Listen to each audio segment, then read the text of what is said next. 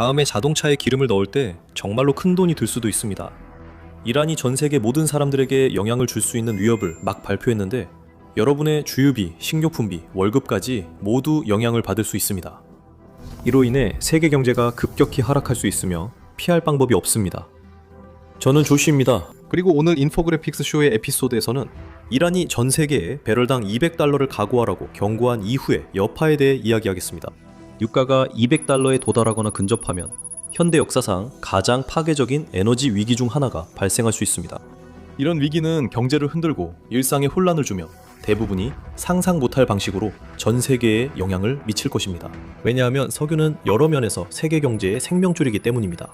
가격이 급격하고 갑작스럽게 오르면 이는 단순히 석유 산업에만 영향을 미치는 것이 아니라 모든 것에 영향을 줍니다. 식품, 교통, 제조업의 비용이 모두 석유 가격 상승과 함께 급등하기 시작합니다. 이로 인해 인플레이션, 금리, 그리고 더 넓은 경제 전반에 연쇄적인 영향이 미치게 됩니다. 그래서 에너지 시장이 그렇게 중요한 것입니다. 그래서 많은 사람들에게는 아주 먼 유처럼 느껴질지라도 중동에서 벌어지는 전쟁이 우리 모두에게 영향을 미칠 수 있는 이유입니다. 2026년 2월 28일 미국과 이스라엘은 에픽 퓨리 작전을 시작했습니다. 여러 차례의 공습이 이란 전역의 군사기지와 도시를 대상으로 실시되어 이 나라의 최고 지도자인 알리 하메네이와 다른 이란 관리들이 사망했습니다. 이란은 이스라엘을 직접 겨냥한 미사일 공격과 중동 전역의 군사 및 동맹국 거점에 대한 공격으로 대응했습니다. 양측 모두 사상자가 발생했지만 이란은 미국과 이스라엘 군대의 연합된 힘에 맞설 희망이 거의 없습니다. 또한 이란은 미국의 최첨단 폭격기나 이스라엘의 대형 미사일, 사일로에 맞설 화력이 부족합니다. 하지만 이란에게는 매우 귀중한 비장의 카드가 있습니다. 이란은 이것이 전쟁을 끝낼 만큼 강력하게 바라고 있습니다. 그것은 탱크도, 미사일도, 폭탄도 아닙니다. 사실 그것은 군사와는 전혀 관련이 없습니다. 오히려 이 모든 것은 지리와 관련되어 있고 우리가 아는 전 세계의 상황과 운명에 달려 있습니다. 중동에 위치한 호르무즈 해협에 달려 있습니다. 이곳은 세계에서 가장 중요하고 전략적인 해상 통로 중 하나입니다. 사우디아라비아, 이라크, 쿠웨이트, 그리고 아랍에미리트 모두 유럽, 아시아, 아메리카 전역의 시장에 막대한 양의 석유를 수출합니다. 그리고 대부분의 석유는 목적지로 가려면 호르무즈 해협을 지나야 합니다.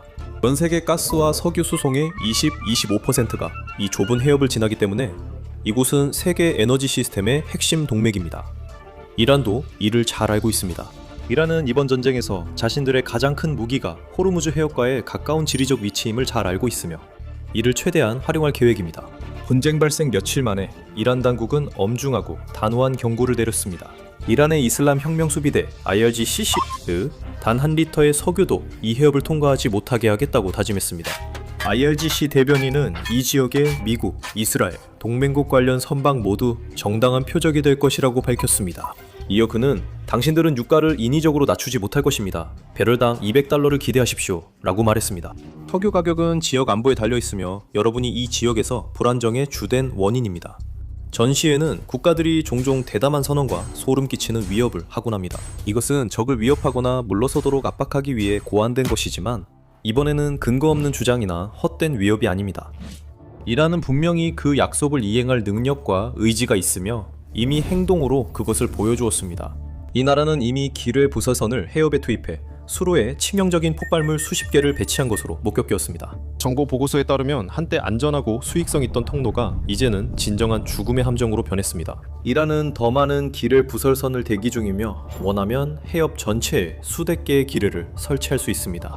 이란 혁명 수비대는 이 지역에서 공격력 강화를 위해 다른 폭발물 탑재 보트와 해안 미사일 포대도 보유하고 있습니다. 이와 더불어 이란은 이미 해협을 통과하려 했던 여러 선박에 대해 직접적인 공격 행동을 취한 바 있습니다. 석유 운반선을 포함한 수많은 선박들이 공격을 받았으며 선박이 불길에 휩싸이면서 수십 명의 승무원들이 대피하고 구조되어야 했습니다.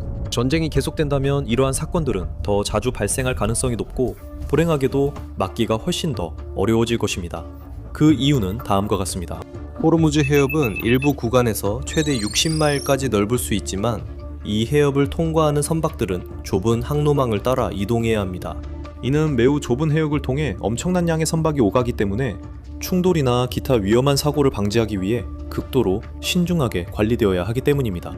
그 결과 언제든지 여러 대형 유조선이 해협을 통과하며 각각 수백만 배럴의 석유를 싣고 엄격하게 정해진 항로를 따라 항해하게 됩니다. 만약 그 항로에 무언가가 방해가 된다면 해협을 지나는 전체 선박의 흐름이 느려지거나 마비될 수 있습니다. 이란은 유조선 항로를 잘 파악하고 있어 어디에 기뢰를 설치하고 미사일을 조준하며 선박을 배치해 막아야 할지 정확히 알고 있습니다. 이 모든 것에 더해 보험이라는 중요한 문제도 있습니다.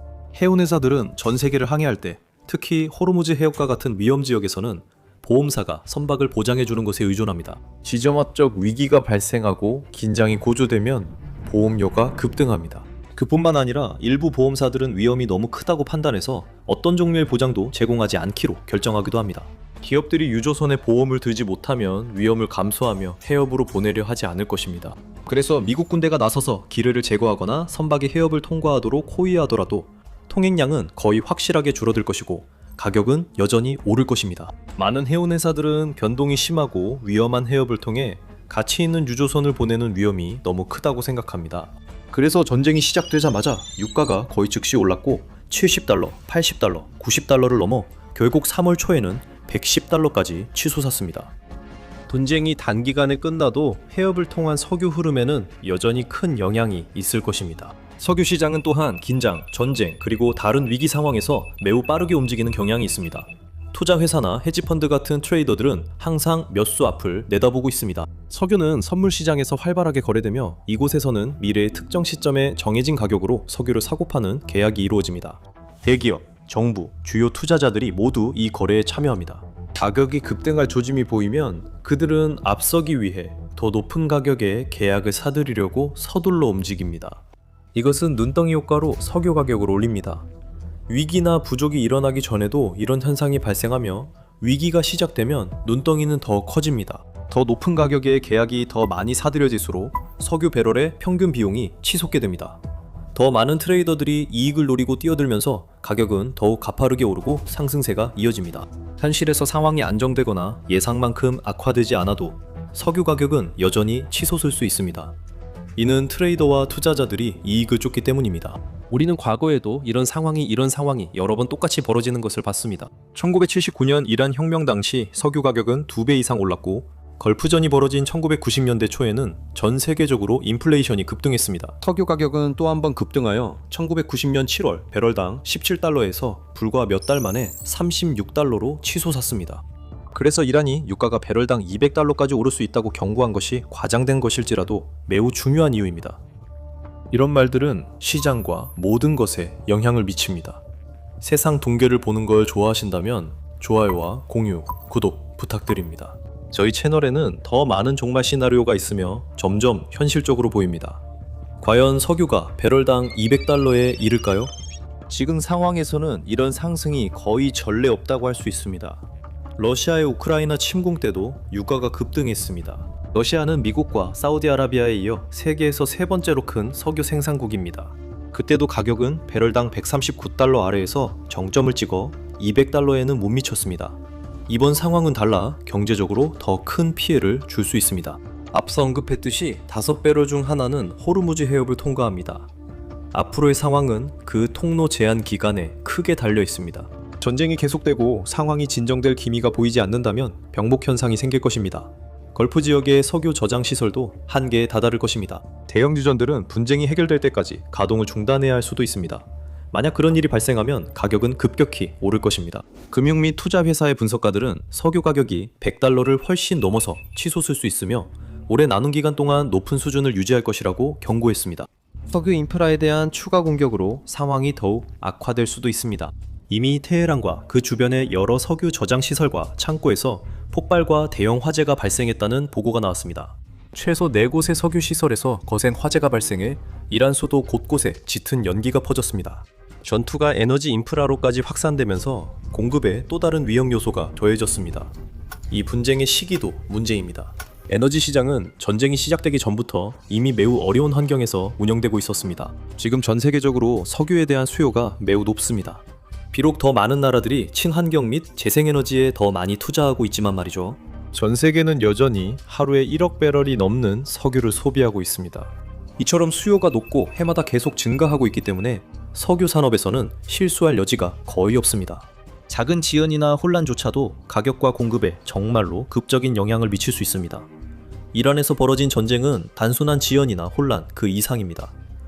그래서 분쟁이 계속되는 동안 가격이 빠르게 통제 불능 상태로 치솟는 모습을 상상하는 것은 그리 어렵지 않습니다. 만약 그런 일이 실제로 일어난다면 전 세계 사람들이 그 영향을 느끼는 데는 오래 걸리지 않을 것입니다. 사실 이미 느끼고 있습니다. 보고에 따르면 전 세계 주유소의 평균 유가가 이미 오르고 있습니다. 미국, 유럽, 그리고 다른 지역의 사람들은 평소보다 훨씬 더 많은 돈을 주유에 써야만 하고 있습니다. 항공권 가격도 오를 예정입니다. 이는 국제 여행 비용이 훨씬 더 많이 들기 시작할 것임을 의미합니다. 기름값 상승으로 운송비가 불가피하게 오르며 이는 전 세계 공급망에 영향을 줄 것입니다. 물건과 사람을 위한 모든 형태의 장거리 이동이 더 비싸질 것입니다. 연료비 상승에 맞춰 농부들과 유통업자들이 적응하면서 식료품 가격도 급등하기 시작할 가능성이 큽니다. 그리고 석유 제품으로 만들어지는 일상용품과 산업 필수품들도 있습니다. 이들 역시 생산과 운송 비용이 더 비싸질 것이고 따라서 소비자들에게 더 높은 가격에 판매될 수밖에 없습니다. 전 세계 사람들이 이미 생활비 상승과 인플레이션으로 어려움을 겪고 있는 이 시기에 일반 가게 예산은 더욱 큰 부담을 안게 될 것입니다. 일부에게는 힘들 수 있습니다. 석유와 인플레이션이 직접 연결되어 있어 석유값이 오르면 인플레이션도 상승합니다. 석유 가격이 오르면 거의 모든 주요 산업기업이 더 높은 비용을 부담하게 됩니다. 제조업체들은 에너지와 운송에 더 많은 비용을 쓰게 되고 유통업체들은 창고에서 매장까지 상품을 옮기는데 더 많은 비용을 지출하게 됩니다. 기업들은 그 모든 추가 비용을 스스로 감당할 수 없기 때문에 완전히 무너질 위험을 감수하거나 그 부담의 일부를 고객들에게 전가해야 합니다. 그리고 그 말은 결국 여러분에게 영향을 미친다는 뜻입니다. 이렇게 많은 산업들이 비슷한 한 상황을 겪게 되면 전체 경제에 걸쳐 인플레이션이 가속화되기 시작합니다. 이에 대한 일반적인 대응은 전 세계 중앙은행들이 금리를 인상하는 것이지만 이것 역시 수많은 연쇄적인 영향을 미칩니다. 금리가 오르면 차입 비용이 증가해서 사람들이 쓸 수 있는 가처분 소득이 줄어듭니다. 이는 일반적으로 경제 성장 둔화로 이어집니다. 요약하자면 유가가 이렇게 빠르게 많이 오를 때 경제는 진퇴양난에 빠지게 됩니다. 쉽게 벗어날 방법도 뚜렷한 해결책도 없습니다. 그리고 어떤 일이 있든 상황은 나아지기 전에 더 나빠질 것입니다. 과거 비슷한 상황을 돌아보면 유가 급등이 결국 대규모 국제 경기 침체로 이어진 사례도 있었습니다. 수많은 상품과 서비스의 높은 비용은 결국 기업과 소비자 모두가 감당하기에는 너무 큰 부담이 됩니다. 만약 여기서 그런 일이 다시 일어난다면 이란에서 전쟁이 얼마나 오래가든 전 세계가 영향을 받을 것입니다. 앞으로 수년 동안 거의 모든 것이 더 비싸질 것이고 기업들은 그 압박에 무너질 것이며 부유층과 나머지 인구 사이의 격차는 더욱 벌어질 것입니다. 이 위기를 피할 수 있는 방법이 있을까요? 정부는 이런 종류의 에너지 위기를 관리하는 데 도움이 되는 몇 가지 비상수단을 가지고 있습니다. 많은 나라들이 전략 비축률을 마련해 공급이 줄어들기 시작하면 시장에 방출할 수 있는 대량의 원유를 비축해두고 있지만 이러한 비축량은 한정되어 있습니다. 이 비축구는 주로 정상적인 질서가 회복되기 전 짧은 기간의 지연과 혼란 동안 일시적인 완화를 제공하기 위해 설계된 것이지 장기적인 해결책은 아닙니다. 이 비축분이 단기간 동안 시장을 안정시키는 데는 도움이 될 수 있지만 호르무즈 해협이 며칠, 몇 주, 심지어 몇 달 동안 폐쇄된다면 발생할 막대한 손실을 상쇄하는 데는 거의 도움이 되지 않을 것입니다. 하루에 수백만 배럴의 석유가 실제로 유통에서 사라지면 그 영향은 거의 상쇄하기가 불가능합니다. 일부 국가는 점점 더 커지고 있는 재생에너지 자원을 활용해 위기를 관리할 수도 있습니다. 태양광과 풍력 에너지는 기업과 가정에 전력 공급에 도움을 줄 수 있습니다. 이번 위기에서 얻을 수 있는 한 가지 긍정적인 점이 있다면 더 많은 나라들이 친환경 에너지가 얼마나 중요한지 깨닫게 된다는 것입니다.